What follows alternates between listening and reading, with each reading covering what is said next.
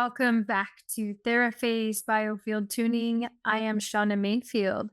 Today, I have another special guest to share with you. She's another biofield tuning practitioner. She's in my neighborhood, well, Southern Oregon, but she's somebody that I've shared sessions with and I've had some astrological readings with. I'm really excited to have her on and introduce you to her work because it's kind of unique. She has incorporated Shiatsu massage along with Reiki and subtle body energy training and her astrological training all into one practice. So stay with me. I'm going to introduce her to you next. And if you've been following along, you'll notice that I've been having on a few guests lately that are in the field of biofield tuning as I am. And the reason why I'm bringing this out and sharing it with you all is because I think that there are maybe a lot of things that people still don't really quite know about how biofield tuning is a unique sound therapy that's quite different than maybe other types that they have experienced and encountered before.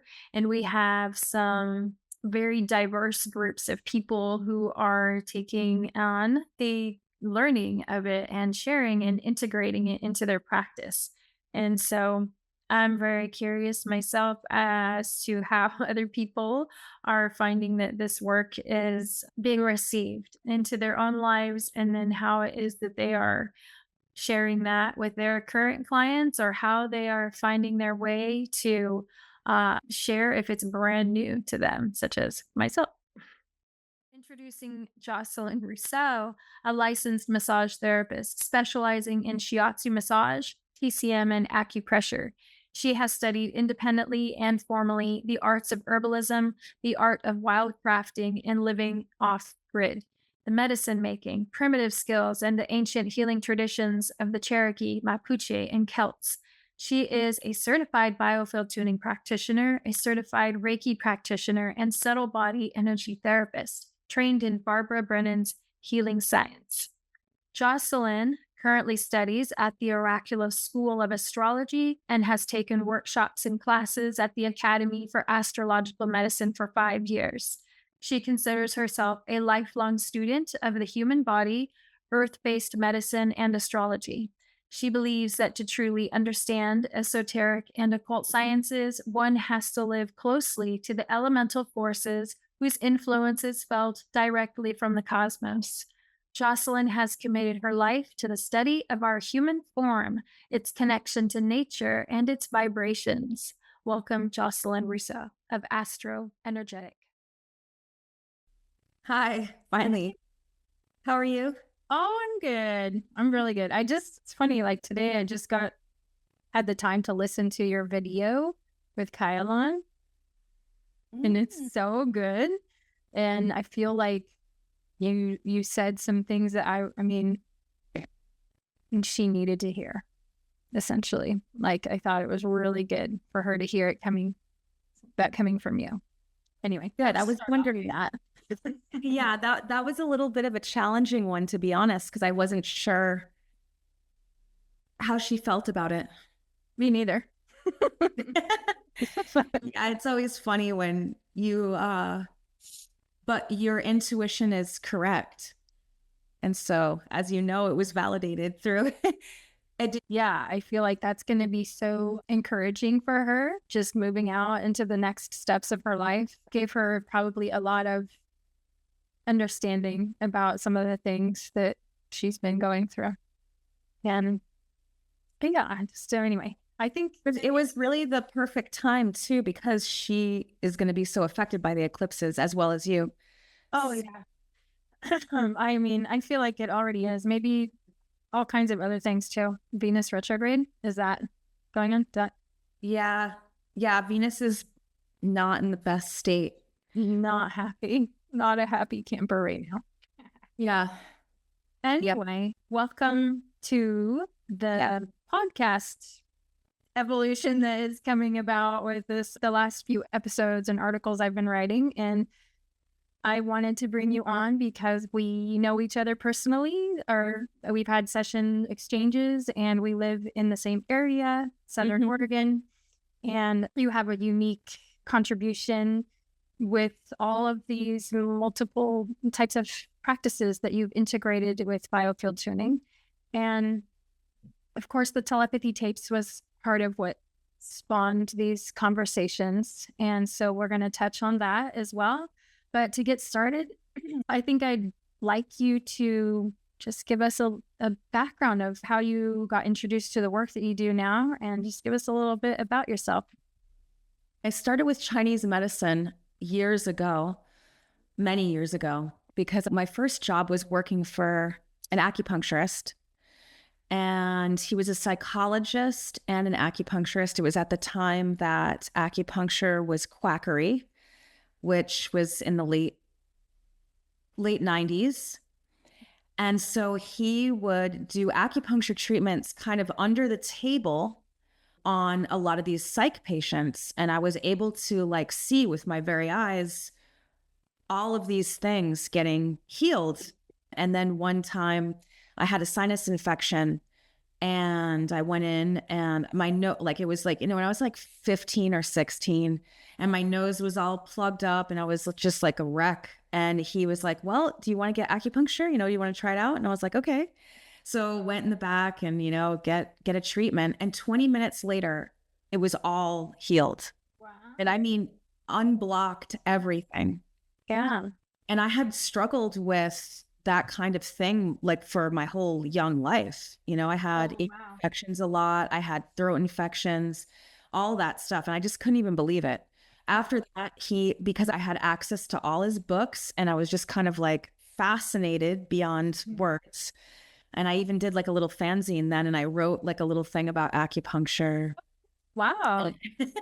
And I was really obsessed with it. I never ended up going to acupuncture school, which is a whole nother story on its own. But I ended up going to Shiatsu school almost 20 years later, when I was in my early 30s.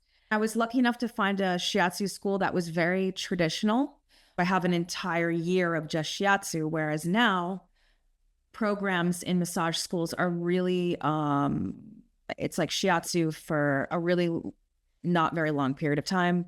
It's not a lot of hands-on actual learning Shiatsu, so it's not really being passed on as much as it should be, in my opinion. Most of the massage in the West is Swedish or deep tissue. Structural integration, like Rolfing, is more popular in the West than Shiatsu. So that's how I got into the healing arts. And then I started doing energy work quite a bit. I trained for 7 years in Barbara Brennan's style of energy healing with a woman who was trained by someone that was trained by Barbara. So it was like an interesting, it wasn't like from Barbara's school, because she has a 4-year school in Florida. Yeah. But I learned a lot. Yeah. I learned a lot about the energy field from that, just getting into it, trying to like feel it. And then once Biofield, and how I got into Biofield tuning was I was working on someone doing energy work, and they were like, wow, I really loved how you were using tuning forks at my feet. But I was absolutely not using tuning forks. This earth being was not using tuning forks at anyone's feet. Wow. So that actually made me be like, well, was my quantum self in the future doing this? What? It just like tripped me out so much, and I couldn't stop thinking about it. But all I knew about sound therapy at that point was what I was seeing, which was like the singing bowls. And I had gone to like a couple Tibetan singing bowl things, but I knew that that's not my style. I have a lot of Saturn. I have Saturn in my house of career, and I like structure. I want there to be a reason and and I need to be doing something and fixing something. That's my style. That's how I operate. And it's annoying to some, but it's more like I'm a therapeutic practitioner. Okay. So when I found Biofield tuning, I was like, oh my God. And Eileen's first book I found in 2016. And I remember I ordered first her little CD. She had a CD that you could get and then you could learn from her CD. Oh, wow. And that was cool. It's changed since then. Oh my God. Yeah. I don't even know what's going on with it now. So, and then I did the actual trainings before COVID, which was nice. Yeah, for sure. In person. Yep. And I use it every single time I work, pretty much since then. Yes.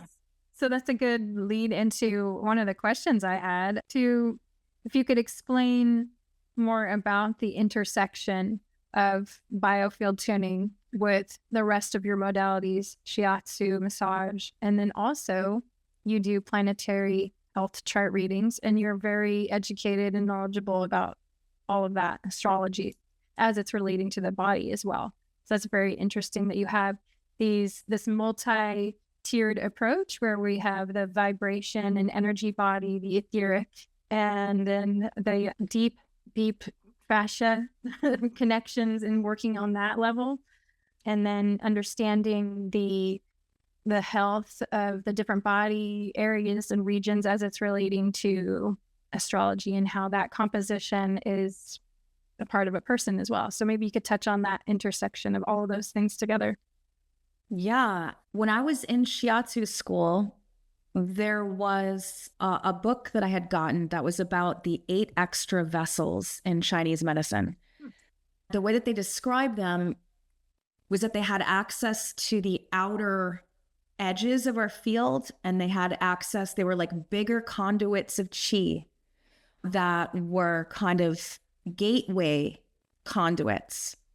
So I was very into using those. And there's a complicated, or it's not complicated if you're into Chinese medicine and you're a practitioner, but you touch 2 points on the body at the same time and you open up this gateway. Rude. And the pictures that they would draw of it were kind of like this outer shell, and then within this, like another outer shell. So it was like so cosmic looking, like directly related to the cosmos. Mm-hmm. And I remember thinking like, okay, there's so much lost in Chinese medicine, actually, once Mao took over Chinese medicine and industrialized it. I mean, Chinese medicine is very cosmic. A lot of the points, especially on the abdomen, they're named after constellations. They were, named after like the pole star, and then the pole star shifts over a certain amount of time. But it was the points on our body are connected to the cosmos. Yeah. And to the stars. I mean, because we are made of that same stuff. We're made of minerals and metals.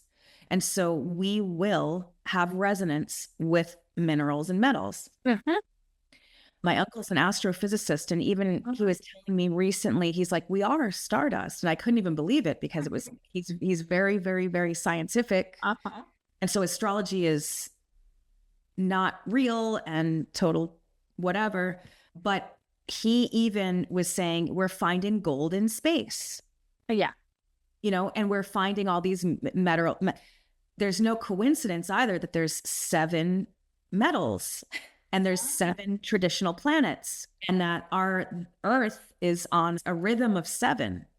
Interesting. And it's because the 7 planets really do influence Earth. So, astrology is from a geocentric view. Like, we're just looking at how it affects us. Every ray that's coming from these planets, and these planets are made of metals and minerals that are shooting their rays of resonance at us. I love that. Yeah. And we're resonating with them. So it was interesting because when you had mentioned, yeah, allow me to share about that. This was kind of a heated little. I bet. Yeah, it's really difficult. It's difficult to try to convince the logical mind. I don't even want to, is the thing. I just didn't even have the energy to be, I'll explain. My husband and I he has extreme left brain. He's very logic, linear dominated. I love that. He's rational. And so he has a hard time with things that he can't touch and feel and explaining that stuff. He's very open to what I do. He gets biofield tuning. He got a little like, what's this Akashic record stuff? I don't get that. And so the long silence gaps when those conversations would come up. And then recently, when the moon's nodes switched into a new sign, and as you know, I think it's 18 months of a cycle before they transition. Well, this one was pretty particular for me because it's like an inversion of my nodes. So it's reversed. I knew that and that it was coming up. I wasn't thinking like heavily about it or anything, but that very day, I came on with this sudden like feverish thing. It was just so sudden. And in my guts, it was just like this, my body just like flushed and like sweat, everything, right? I'm like, what is this? Because it was just a matter of a few hours. I didn't really have an explanation other than to say, like, I think it has to do with the moon's nodes switching and like my body is adjusting and adapting to this thing. I have to do something different. I'm noticing things, right? For myself. I share this with my husband, and he had a real problem with me. He said that I was making large leaps of rational judgment or something like that. Like it was just, that's a long leap. He said to say that a planet could have some kind of like that's why you're sick right now. That's ridiculous. Is basically what he's saying. Yeah. It's got to be viral, bacterial, or something else. He couldn't explain it. So my question about that was, how would you explain the way these transits and planetary angles of light and energy are directly affecting somebody on that level, like in the guts, or just the body? And what you were just saying, it does touch on that because of this resonance, mineral and water resonance, even in the light. And so we kind of understand that, but it's such a challenging thing to try to explain to somebody who's so boots on the ground. Like, yeah. I mean, we've been trained for a very long time now to not understand really how anything works here. And there's a lot of benefit to us not understanding it, because if you're not questioning it, then we're just good old worker bees and we're doing what we're just not questioning anything. Not to say anything negative about your husband, because it is legitimate, and I think what's difficult for people to want to understand about that is that they feel afraid that they have no control. Like for a minute you're like, oh, but wait a minute, like I have no control over this here. Like planets could make me sick. That's yeah. And the fact is that it could be viral and it could be bacterial, because those are the things that are going to respond the quickest to vibrational energies. And we see this in science all the time. Oh yeah. In petri dishes all over America and the world right now, viruses and bacteria are responding to their environment. HeartMath is doing great studies about the yogurt, for instance, right? Really? Where they're putting electrodes in yogurt and a negative feeling or thought comes in the room and it reacts. Wow. So it's impossible for the cosmos, and we are big giant bags of bacteria, virus, metals, mineral. Yeah. It's an amazing trick of reality, and a trick. It does us a disservice for sure to not understand Earth, and that our bodies are just meat suits and soil. Yeah. When you break it all down, all to the microcosm within, like we can see the benefit of giving plants. And I use this a lot, especially in our area, right? Where there's a lot of people growing plants. You give your plants supplements all the time. Yes. We're feeding our plants huge amount of supplements, right? Why would we not need that? Right. Or how do we see how the moon makes things grow and how it affects water on the planet? There was a book written in the 70s, and I tried to find the author. It's totally out of print. But this guy did a study about how different transits affect specific metals and minerals on Earth. And he proved things like rust, differences in how all the metals exist with transits. And when the planetary ruler of the metal is in certain signs, Wow. certain times of the year, there have been many studies. There was also a French man that did a big study about athletes and the planet Mars. One of the women that I did many classes, Judith Hill, she did a big study on how. Did Judith Hill? Well, anyone can do Judith Hill's program. Okay. Anyone can do Judith Hill's program. Take any classes you want for the astrological. Now they offer, it's a little bit more navigable. I think they're redoing everything, but it's the Academy for Astrological Medicine. It's not teaching astrology as much as it's teaching the herbs and their astrology, medicines, herbal medicines, plant medicines and their astrology. But it's really, she's amazing. There's just, yeah. But she did a study about how redheads had prominent Mars in their chart. Oh, wow. There's many, many, many studies that have proven astrology's connection to the human and to Earth. Over thousands of years. Unfortunately, a lot of it was destroyed in the libraries of Alexandria, and that's when it really flourished. Yes. Yeah. But I think that there's, obviously we can see on social media that there's a massive revival of wanting to understand this. Yeah. Yeah. In a new context for this era, something that makes sense for the lives that people are living now on the planet, the condition of things now. And I think maybe that's the disconnect it's like, oh, astrology is like archaic, or they don't understand. And maybe people also don't connect that it is a scientific study, that people they're connected. The astronomy, astrology, and it's a science. Yeah, it's a science, right? And that people are doing legit studies like what you're just saying. It's not that the information isn't available to explain everything. It's the mind and the belief system that blocks people from even wanting to have access to it. It's just so easily brushed off. And then people fear being associated into a particular group, like, oh, you're one of those people. If you believe that, then you believe this, and they just want to automatically stereotype you. It's an incredibly powerful tool that elites use, like people are using it on all these other levels. And so it's not something that should be just brushed off so easily. And like I was saying, it could be so powerful for somebody when you're going through a major transition in your life and you need to shed a little light on that and some guidance, as with my daughter who's just turned 18. And so, yeah, it's important to keep it going in this new way, this new context.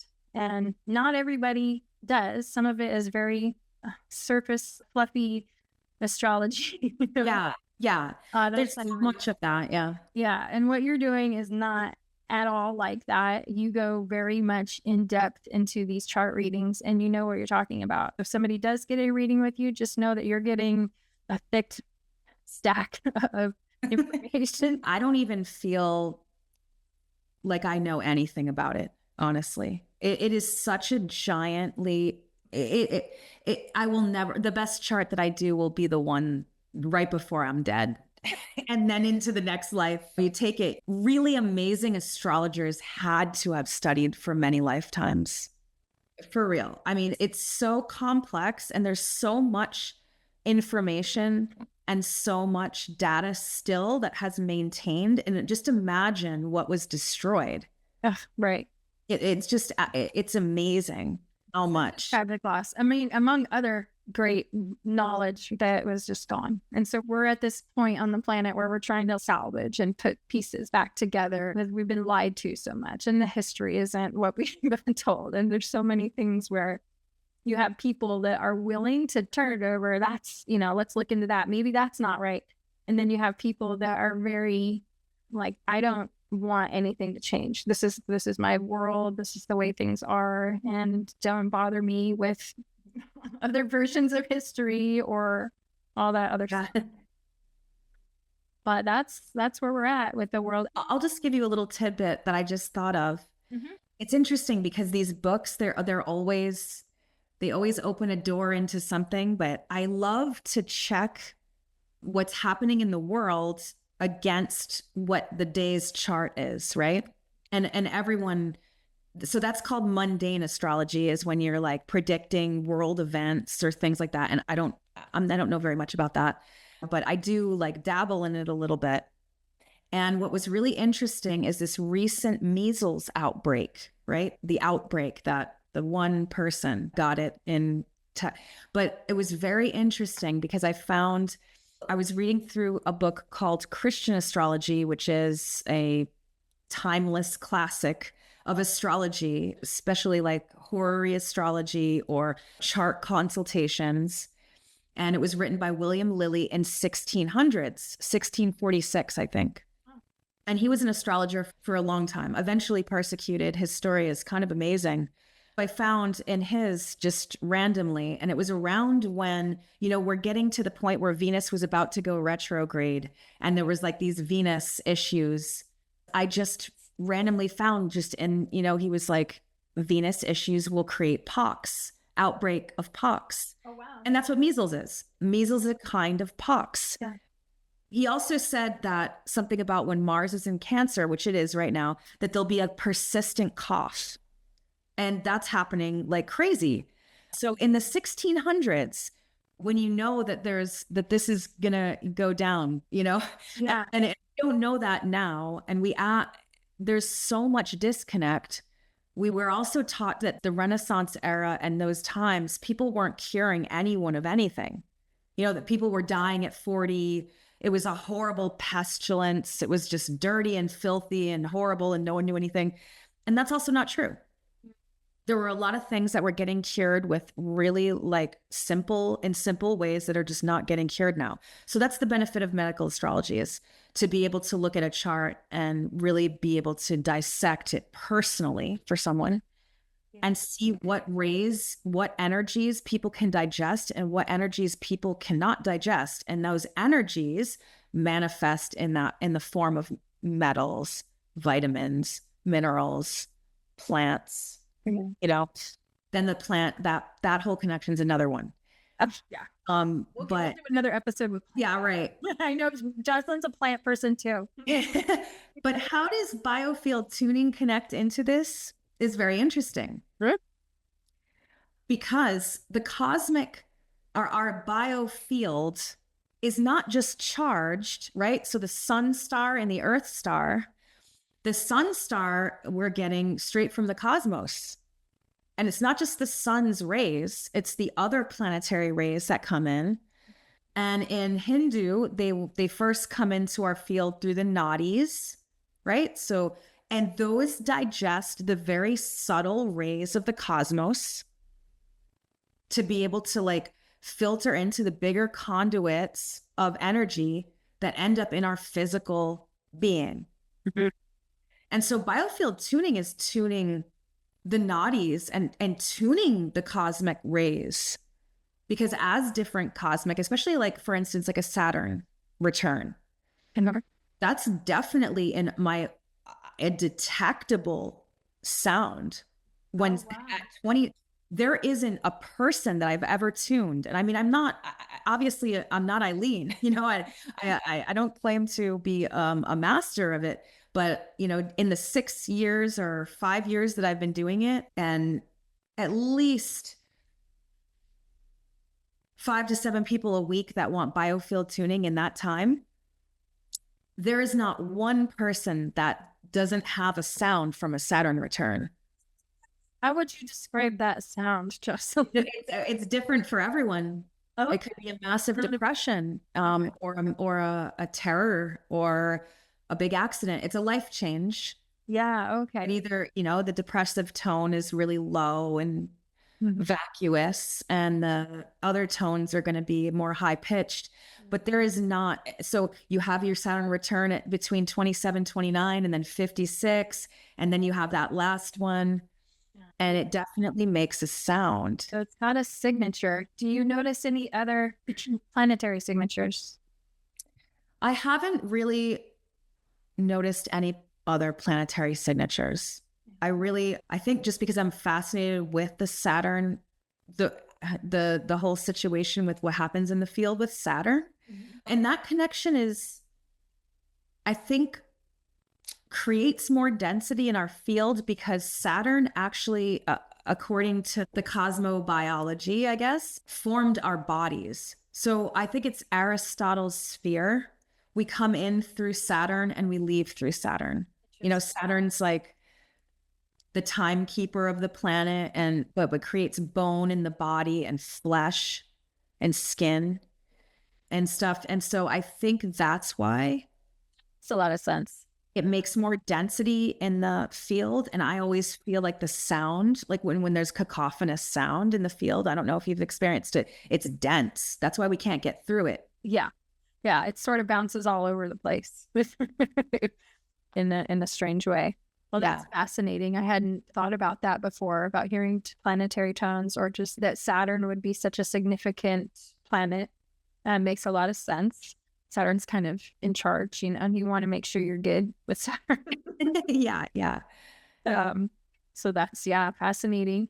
And then the correlation, let's see, the other aspects, we already talked about that. And then with Shiatsu massage, you're getting more support in a sense to reach the deep levels, because you need to get all of that, wouldn't you say? Like, if you're not doing other angles of approach, other therapeutics, biofield tuning by itself is really wonderful and great, but it does seem like there's multiple angles of approach to the whole wellness, obviously. So I like that you have all of that together.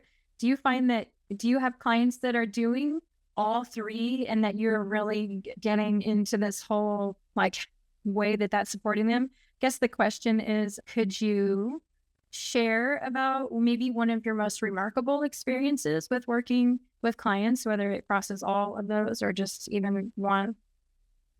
Yeah, I definitely use all three very regularly. It's powerfully transformative to do a chart, find what your imbalances might be. You start supplementing with these metals and minerals. And at the same time, how I see biofield tuning is that we're creating more light that we'll be able to get into our cells. Mm-hmm. Mm-hmm. So like a plant, I guess, that it needs, the more sunlight it's getting, the more food it needs, the more metals and minerals it needs. Mm-hmm.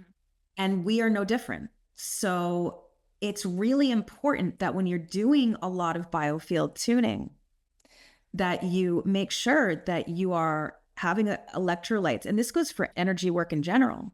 Yeah. So that your body has what it needs to basically regrow. Because essentially that's what's happening. Yeah. I mean, your body can transform drastically from biofield tuning sessions alone, because getting that heavy, dense stuff out of the field will change your posture.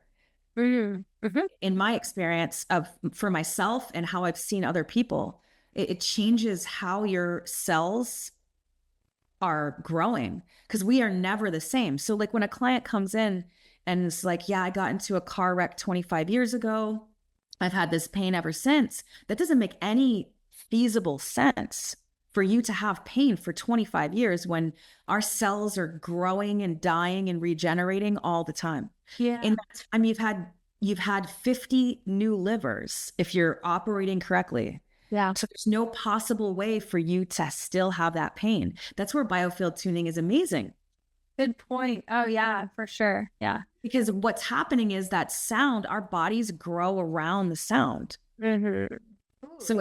So we're just like still tense because we think a car is going to hit us from behind. And so the body is like waiting it's bracing to get hit from behind. So those are the car accidents are very, or serious physical traumas. When I can do the biofield tuning and the chart, and that's when it's really amazing for someone, because then there's no more pain. There's no more, especially with joints and different things. I mean, I can't believe what biofield tuning does for joint pain. It is so good for pain management. It's actually pretty phenomenal. even just sessions are wonderful, right? But even using the sonic slider, right? Just using this, like if you have knee pain or whatever, I'll just put that straight on it, and it's really just like a couple minutes maybe, and it soothes it. You can really instantly have a response with using the tuning forks on your body, but then also having somebody do a session with you. Even just holding the fork and listening to the tone of the fork can help movement happen. Your body wants to reorganize itself, and because it's so intelligent. And so, as we know with biofield tuning, that's kind of how it works, is that it's responding, and that resonance and entrainment with the pure tones of tuning forks.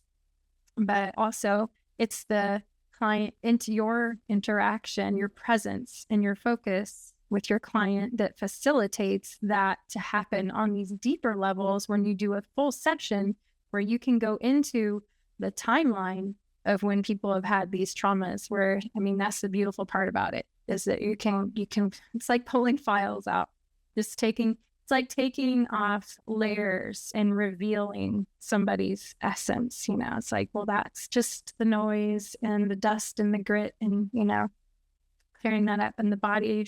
That's why you feel so good afterwards. So yeah, it's a magnificent, I mean, it's amazing. And I'm so happy that Eileen figured it out. I hope that it gets really out there in the next little bit. It will. I think it will. Yeah.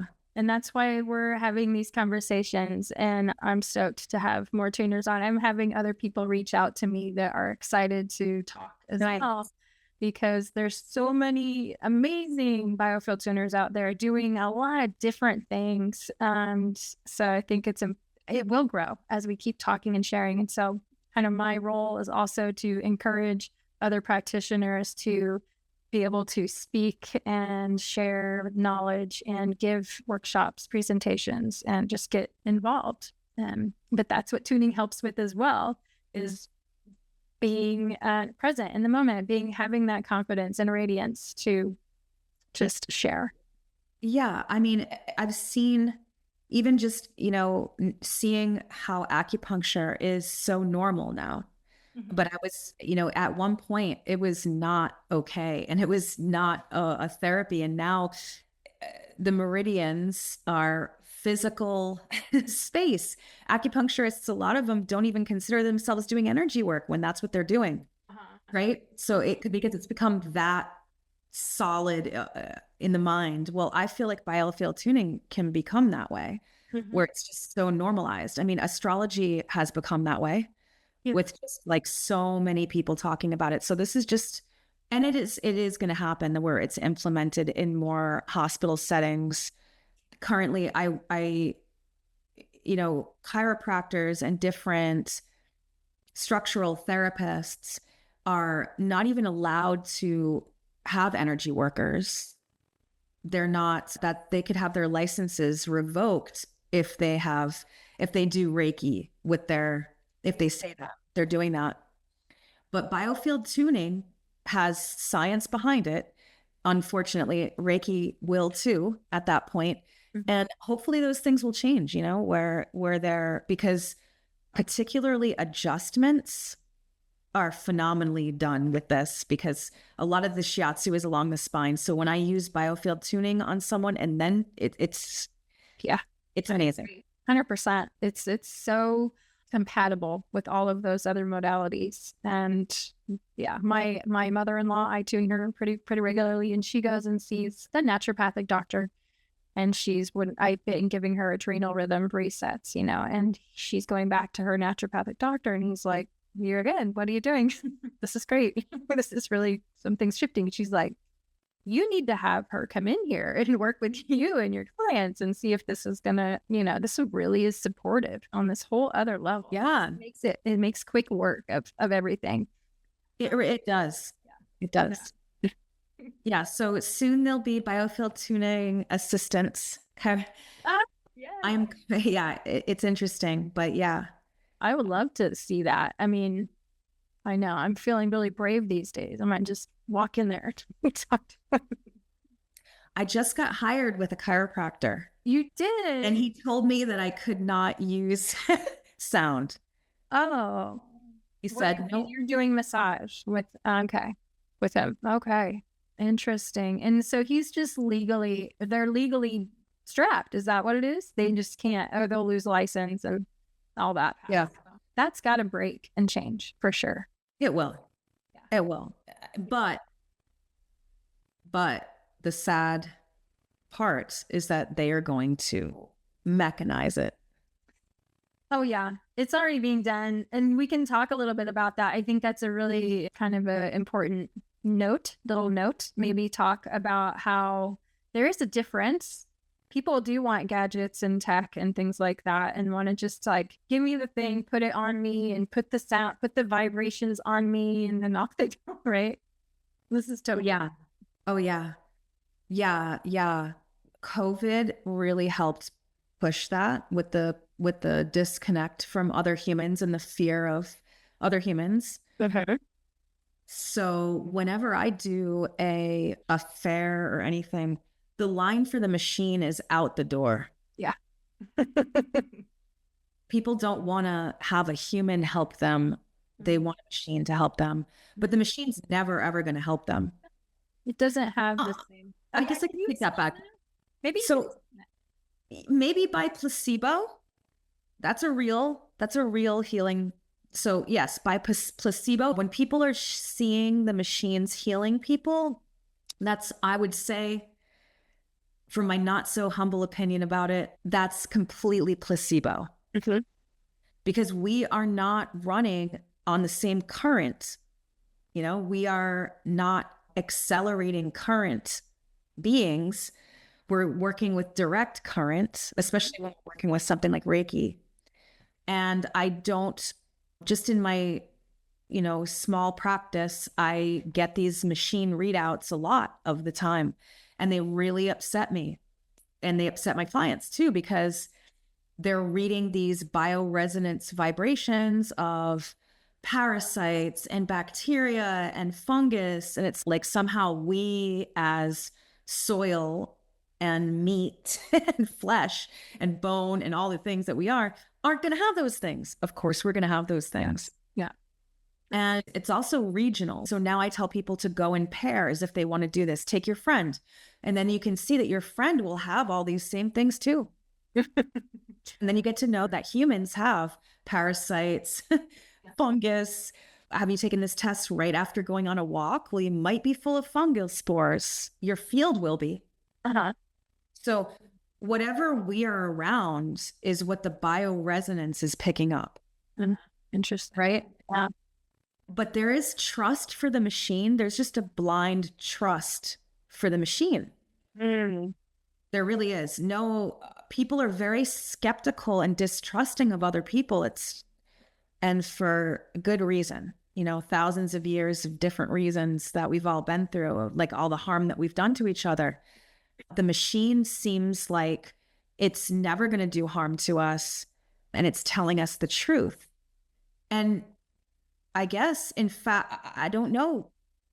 The bioresonance machines, are they telling the truth? I'm not really sure. Yeah. Yeah. People are very conditioned in our culture for accepting machine, everything, really. I mean, the AI conversation is huge, obviously, and so there's a really big choice that people are making right now as to how much of that they want to let to influence them, or to tell them what's what. And it's kind of like, you could take this to the extreme, I'm thinking of that classic movie with the computer. Anyway, what is it called? 2000 Odyssey, Space Odyssey. You know the name of that, right? Yeah, that 4-hour long journey. But anyway, there's so many scenarios where it just like people will look to the tech at some point like it's God. You tell me what I need to do. God, and it's just, I have these visions of with AI, like people asking, can you tell me this? Can you tell me that? It's like becoming this crutch, it could be. Now, on that conversation with tech and AI, it can be, it's a tool. It's just a tool. But humans have this like tendency to put blind faith, like what you're saying, or this whole, you do it for me. You can fix it for me. Yes. Yes, that's the appeal to it too. It's like Jesus in a box. Yeah. It's pretty nice in that way, because then you can be like, okay, I'm healed. I don't have to trust my own intuition either. I have horror stories of these machines that I can't share because of confidentiality, but really detrimental things have happened with these readouts for people, because the readout will not detect everything. One thing I can share is I did have a client who had one of those machines, and I was working with her from a distance. And so she would test me essentially. She would, and I figured out that she brought it up, and I said, okay, this is perfect. This is great. Let's test this. Yeah. Because she would be like, well, actually, I got a healing yesterday, and the machine said I was healed from that. So I realized that the machine is not healing anything. It says that it's changing the resonance, but it's not. And so we would do tests where she would, and this was distance sessions, even distance. And I would find where we were going to work and tell her where I was seeing blocks. And she would say, yep, the machine said I had all those blocks too this morning, but then they were supposed to be healed. So that was the regular thing. And then she would test after, and they would be gone with the biofield tuning. Okay. Yeah. With the human generated biofield tuning. Yeah. So there's just no way that those machines are healing things, but they also don't pick up a lot of stuff. She had a friend in the hospital and did a reading for her with the machine. The machine said, oh no, she's fine. Everything's great. But she was in a hospital bed at that moment. Yeah. There's some glitchy, that's the thing about AI. It's not going to be as consistent as we think. It's going to be glitchy, and there's going to be little whatever. And what's going to influence that? I don't know. Yeah. It's tricky. It's really tricky. It does come down to personal choice, how you want to involve that into your life or not. And there's always going to be people that will be like, no, sign me up. That's nice and easy. I don't have to interact with anybody. Biofield tuning sessions can be, there's no way a machine is going to pull from the information field the way that tuning work does. It just isn't. I don't see it. I don't see it as being able to pick up on the nuances or the details and profound moments of somebody's life that you're picking up on with the work. And then you can kind of direct that question to the person, we're in a place here. What is this? And they're telling you, because it's arising in them in that moment. A machine there's no way it can facilitate an experience like that. It's so, yeah. No, because the practitioner and the client have to be having feeling. Feeling is what's healing it. The feeling level of the field. The mental level of the field is very structured, and it can tell us things that aren't true. Yeah. All the time. Oh, yeah. And we can build whole worlds around that. Yes. So, but the feeling layer is something different. Feelings can also tell us untruths for sure. But I really feel like you cannot heal without feeling. So true. Gotta feel it. It's such a simple but accurate statement. Right. And it can be just as simple as in a biofield tuning session, when you're tuning someone and say it's something like, okay, the bottle feed rang, right? That happens where you're like, oh, that thick, weird, tinny sound of formula. That does happen in the field. It's absolutely a phenomenon. And what it creates is a feeling of need and want in the client, because it's not satisfied. It's an unsatisfied tone. And then it makes me feel unsatisfied, where I can feel the client's dissatisfaction. Know what it is. And, that's part of it. And then it's just about, we all harbor that dissatisfaction in different places. Some of us will hold it in our jaw. Some of us will hold it in our shoulders. Some of us is holding it in our diaphragm. So that's where it gets interesting, to where you can just get down to it like that. But a machine is not going to do that. There's so much more into it with tuning work in particular, because there's just these bands of information one after the next, and our ancestral stuff, right? So there's this energetic vibrational inheritance that we have, that Eileen talks about, that we can pick up on in different parts of the biofield anatomy on the very outer edge, and then through this ancestral river zone. I mean, it can come up anywhere really, but it's just so much more complex. But people will choose what they want.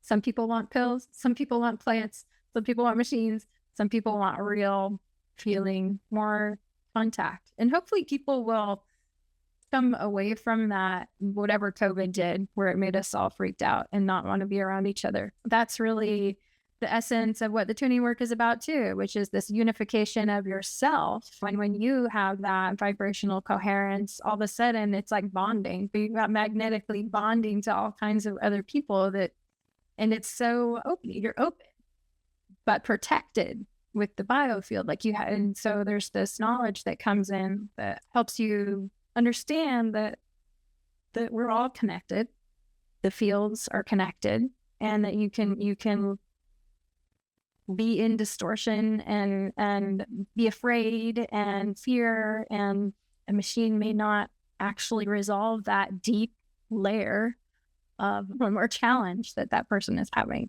And it does. Yeah, that's a good point. That's a really good point. I mean, yeah, when you have a community, well, it's just exactly like the studies they did in the 50s with that poor monkey, where they took its mother away and then gave it to hug or something, and it just like almost died. Yeah. That's not gonna, I guess this could move us into the telepathy tapes. Yes, I know you had a very interesting perspective on the telepathy tapes when we had our session exchange recently, and I thought that it was very unique, and I hadn't heard that before. So please do share your whole response to the telepathy tapes and what you're making of all of that. Yeah, I loved the telepathy tapes. A friend of mine told me about them, and they blew me away. I'm so happy they exist. One thing I've always wondered about autistic people, and I guess neurodivergent, especially when it's really like nonverbal, and that the body is just not operating with the mind, which made me realize that even more with the telepathy tapes, when you could hear what these people were saying, just how developed and amazingly evolved their mind field is versus the body, right? That is a kind of disconnect that, in my understanding of the body and energy, that doesn't really make much sense to me. So it's very, very interesting to me. It feels like it's two species kind of coming, or two evolutions of obviously human coming together, or it's that first seed of plantation. And I've always thought that, wow, that there's something, because there always seemed to me like there was something deeper with them, but then the telepathy tapes proved it 100%, but even beyond what I imagined, especially with the collective meetings that they're having, and like just amazing level of astral organization. I just is mind-blowing, and really, really motivated me to be very, very aware of my own mind a lot more and what I was connecting to. But when I was thinking a lot about how we are going to evolve as human beings, because our head sizes are changing, we lose muscles all the time, like little micro muscles are going extinct that we just don't use a lot of anymore, from especially our crawling muscles. Like, so yeah, our piriformis is changing, which is like a muscle above the glutes. that's degenerating rapidly from sitting. And it's a huge issue in my work, but it's atrophying. So that the body's so efficient that if we don't use it, we lose it. We're going to eat it. We're going to eat the protein and we're going to make use of whatever that is. Yeah.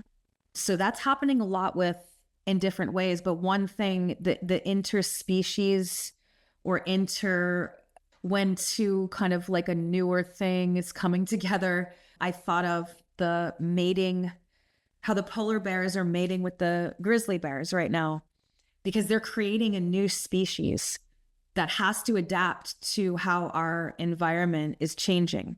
Yeah. Yeah. And the first, like they're doing studies, and like the first ones that they were finding were like these fledgling creatures that were not good in water and not good on land. They had the combination of all the things, but they had like webbed hands and needed to climb trees. Like that doesn't work. And they can't dig with webbed. So they were not used to doing any of the same things. They were kind of like in a lockdown. And until our species kind of evolves out of it, it has to breed. And the native, well, I guess I don't know if it's Native American only or where it stems from, but there's this idea of the seventh generation of things. And I think it comes from growing corn, because if you've ever grown corn, you take the seventh seed before you plant corn. The way that you breed corn is like that. A lot of the Cherokee grew corn, Hopi grew corn, and they believed in, and they also were worshipers of Pleiades, 7 sisters. So there was like that 7 seed thing. And of course it has to do with the planets, I'm sure. Yeah. And so that 7 number again. Right. And so the 7th generation is the perfection, right? It's supposed to be the one that's perfected for the task, perfected for what it was bred for, right?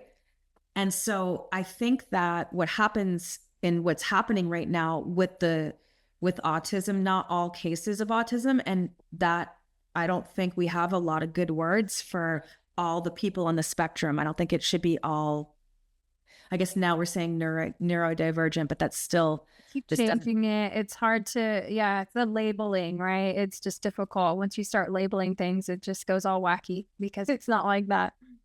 Yeah. So I wonder if they're in a very in between. Yeah, that makes a lot of sense. Actually, it gives some background, like a context to evolutionary wise, kind of broadening out that perception a bit. What is happening on this greater evolutionary level? It's obvious that they are functioning far more developed in many ways, just the physical part. So it does make sense what you're saying on that level, and which is ever more reason for us to be involved if you want to be. I know you and I wanted to go and reach out locally to a place, but just to help change the framing around what's happening with them, to flip it around and be like, let them teach us. Clearly they need help and assistance and support, and in different ways that they aren't receiving, but that they are tapping in and having access to far greater fields of information than most. And the way that they're learning is like unbelievable almost. It's like blows your mind. And if you haven't listened to the telepathy tapes, please go do that. It will change your belief structure, your system of the way you see the world, and the way that you're seeing people who are having that experience of the neurological divergence or whatever we want to call it. But there's a humility involved where it's like, I want to learn what is going on there and how I can help them and how they can teach us to support them better. There was a clear call in the telepathy tapes in episode 10, the messages to the listeners. And they're like, we want all these different types of therapies, sound healing, what came up in particular. Yeah. Yeah, though I remember there was one girl that said she wanted sound and Shiatsu, and I was Shiatsu. I remember being like, what? I wish I could help her. Well, yeah. So, I mean, there's a place that we were gonna reach out to because they have a sensory rooms for families and children and probably other people as well to come and just hold workshops or have these different experiences. Our idea, you found it first, would be to host a little group. I don't even want to call it a workshop because it's more like a play shop or play session where it's just introducing tuning forks as a sensory experience and letting them interact with them, get a feel for different tones and which ones they like, placing them on the body and just play, really. But it gives us an entry into that world. It's sort of a neutral space. It's a nonprofit. And so the people, when I went in there to give your flyer to them, seemed very receptive and open to that idea. Great. Yeah, I think that's a great idea. I hope that other tuners start to reach out to their local autistic community too. Because I remember in the tapes too, they had mentioned something about, there was one person who was like saying that their light body was it was separated. Yeah. And that could be a huge part of what we do, our work in it, right? Or of what's going on with them. And yeah, we would be able to understand what that even means and what that even looks like and what that would do as it steps down to the nervous system that has real ramifications. Yeah. And I would imagine that it could be a process, however long that takes, but that it would be, I forget who it was, Susie Miller was describing about how long it took for her to do that work. Somebody else was telling me that it took her many years even to accomplish that task of this integration for that person. Wow. Talking about on the telepathy tapes, that one child that was saying, I need to integrate these together. Oh, yeah, yeah. So there's much to explore on that path. And then, of course, it opens up the whole conversation of ether and connecting that way with people. And it just, to me, tied into distance sessions and how that works even. And just the, oh, yeah, about the etheric field, the Akash, and all of that stuff as well. So it all fits in. Yeah, yeah, definitely. Distance is probably the best way to start, really, especially if there's a lot of like pain or discomfort with touch. Yes. Yeah. You can probably start training. I know it's interesting because I work with cats. Oh, you do? Oh, yeah, I've never worked with animals before, but I just started working with cats once a week for these people. Oh, and I want to know what a trip to work with animals in the astral, because they really have a lot to say and they pick up a lot of things. Yeah. And a lot of sensory, and I mean precise things they will pick up, and I will say to my client and she'll be like, oh yeah, that happened, or oh my God, she noticed that. Wow, cool. Yeah, there was an episode, the most recent, I think, but it's not the Celebrity Tapes, but it's the other one she's doing, Talk. But there's one with an animal communicator on there. And you got to listen to it. You haven't heard it, but she's an animal communicator, world famous, and that's just what she does. It's horses that she's been working with. One of them, I'll just say, was having like this, he's a performance horse and whatnot. But basically she found out that the horse was having a hard time doing all this trailering. And so it was suffering its ability to perform. And the lady was like, I don't know what's going on with my horse. She's fine until I take her somewhere. But the horse was getting like car sick and nauseous. And the animal communicator woman said that the horse would like for her to tell her when the corners were coming. Right, left. So she knows. Say it in her mind? Yes, just to tell her. And she did it for hundreds of miles. Yeah. Trailering this horse. And of course the horse was like nothing. It was great. It worked. So there's a lot that can be explored there with tuning animals. Yeah. I've tuned my cats a lot. That was funny that you brought up the cat tuning, because I have this little funny, silly article on the back burner. I'm like, just this could be a little too silly, but it's real. They really do love the tuning, and it works for them. It doesn't take a lot, but just a little touch, and then the cat's like happy and asleep because they have moods and things that are happening. Oh yeah, they have crazies.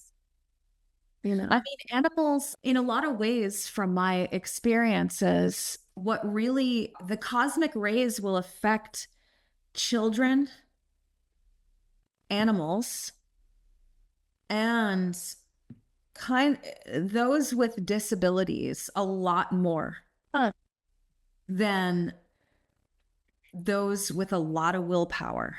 If you have a lot of will, if you have a strong will, you can really counteract a lot of the cosmic rays. And so here we go, kind of back full circle around to your husband. Yeah, he does. He's very willful. Yes. And very like in control. Yeah. And that's the value of knowing astrology in that way, and knowing when these energies are coming in and when they're leaving. There's a value to knowing that. And that was really why it was persecuted too, because it was considered interfering with the will of God and different things like that. But there's a benefit to knowing that so that you can do something about it and be more of like a magician on this planet instead of fodder to the cosmos. So I can see like where, little do you know, you're with a magician. Your husband's a magician, and he is like, no, that doesn't matter. That South Node thing. You know what? Like many years ago, at one point, he goes, you don't have to believe in it. Oh, it's true. That's a fact. I tell my clients that you don't have to believe in it, and it still works. It's going to work no matter what. That's true. It doesn't matter whether you believe in it or not. It's true. That's true. I want to make sure that we cover everything that you wanted to talk about while I got you on here. And then, of course, yeah, so if there's anything else you want to throw in there before we conclude, as far as how people can get a hold of you, how they can book sessions with you, and what's coming up for you, any specials or events or anything. Great. Yeah. You can make appointments online at astroenergetic.com. And for charts and distance sessions, in person only for Shiatsu. I do have a really good Shiatsu special right now, where it's 4 Shiatsus for a very low amount of money. And I also this weekend am doing a little fair where I'm doing astrology readings little mini readings, and that's happening tomorrow.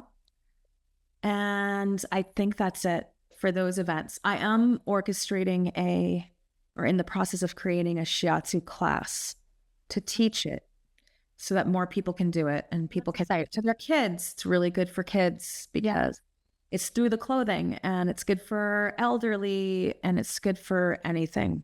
A lot of them. Yeah.